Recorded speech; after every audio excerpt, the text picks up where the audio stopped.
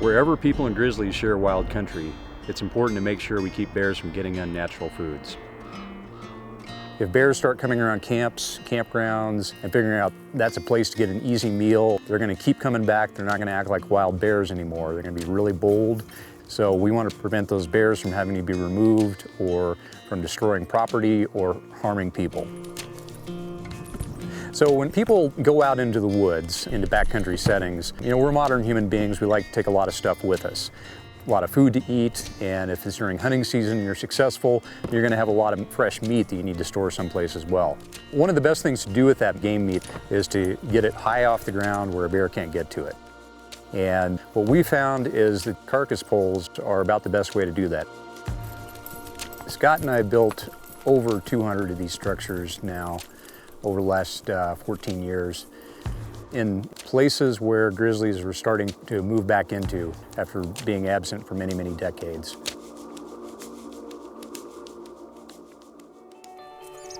We identify areas that get a lot of use, that people repeatedly come back to camp in, and they're close to places where they're going to be able to hunt elk or other big game animals. We like to have a couple of good live trees as the uprights, somewhere 15 to 20 odd feet apart from each other. That gives us a good wide span for hanging stuff. And then we cut down a tree to use as the pole. It's going to be the horizontal piece of the structure that you throw the rope over and hoist loads up on. Steve usually does most of the chainsaw work and peels the log. While he's doing that, I work my way up the tree to limit as I go. We use climbing gear in order to be able to attach ourselves to the tree. That allows us to move around up there and to be able to use both hands freely. So we get the log peeled, moved into place, and have attached our 4-to-1 pulling system. The pole is then lifted to our marks that we shot with the laser level. These logs can weigh 350. I would guess that this one has got to weigh well over 400 pounds. This particular pole has an 18-foot span. Your food or carcass has to be hung 4 feet from any vertical structure so that a bear cannot climb the tree and reach out and grab it. That's mitigated more problems than anything. Saved more bears and more people.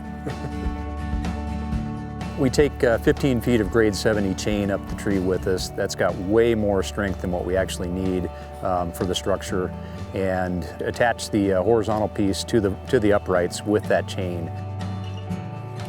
Strength of the chain is 3,200 pounds. And then it's wrapped at least twice completely around. This is built to be able to hang a lot of weight on. It's a pretty exciting time to be working in grizzly bear conservation. You look around the world and large mammals are really in decline. Yet here in a very populated, industrialized nation like the United States, we've actually got this Pleistocene carnivore, the grizzly bear, that is growing in population.